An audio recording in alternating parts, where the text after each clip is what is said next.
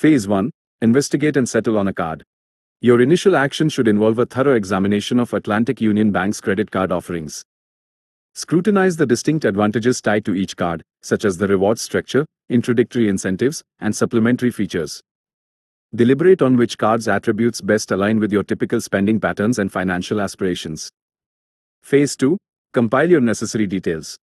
Before initiating the application itself, assemble all the pertinent information and documentation you'll likely need.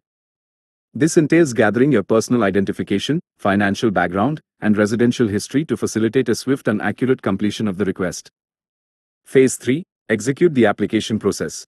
Once you've chosen your preferred card and have your information organized, you'll proceed with the formal application. This typically involves completing an online form on Atlantic Union Bank's website, where you'll input the requested details and potentially upload supporting documents as instructed.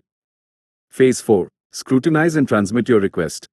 As the final action, take a moment to carefully review all the entered information for correctness and completeness. After confirming its accuracy, you'll then submit your application to Atlantic Union Bank for their consideration.